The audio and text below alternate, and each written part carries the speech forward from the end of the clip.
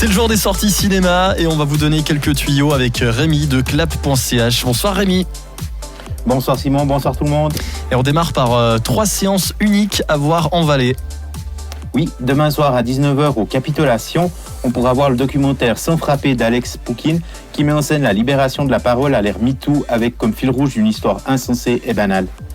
Dimanche, toujours au Capitole à 10h30, un autre documentaire à la rencontre des lieux sacrés en Valais de Susanna Mistro dont le titre présente parfaitement le contenu. Mardi 30 à 18h30, mais cette fois à l'Arlequin, Bernard Attinger et Liliane Varouen viendront présenter le plan fixe consacré à l'ancien architecte cantonal. Donc ça c'est pour les séances uniques. Et puis il y a 2 nouveaux films très attendus qui sortent aujourd'hui, dont le traditionnel Disney de fin d'année. Et ça sent les fêtes. Et le cadeau de Disney est un film très étonnant.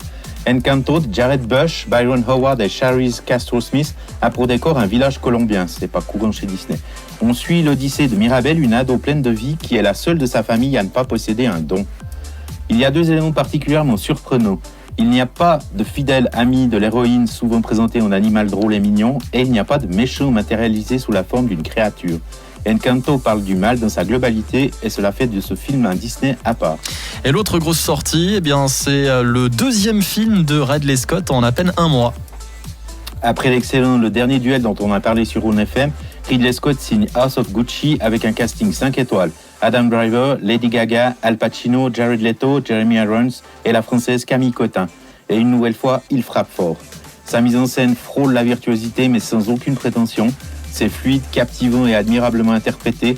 Scott nous immerge pendant plus de 2h30 dans un monde qu'un très petit nombre connaît de l'intérieur. Il y est question d'ambition, de pouvoir, d'arrivisme et de trahison. Vous l'avez dit, Lady Gaga est au casting, elle s'en sort bien ? Pour son 5e rôle au cinéma, elle assure magnifiquement. Son personnage est une intrigante dans un palais de luxe qu'elle découvre et envie. Autant dire qu'elle ne se gêne pas à y prendre ses aises. Donc ça c'est pour le film de Ridley Scott, mais votre coup de cœur de la semaine est un film Netflix que l'on peut voir dans certaines salles romandes avant sa sortie officielle le 1er décembre. Oui, car en Suisse, contrairement à la France par exemple, on peut voir certains grands films Netflix au cinéma en général 2 semaines avant leur diffusion. Malheureusement, en Valais, j'ai pas trouvé d'endroit où c'est possible.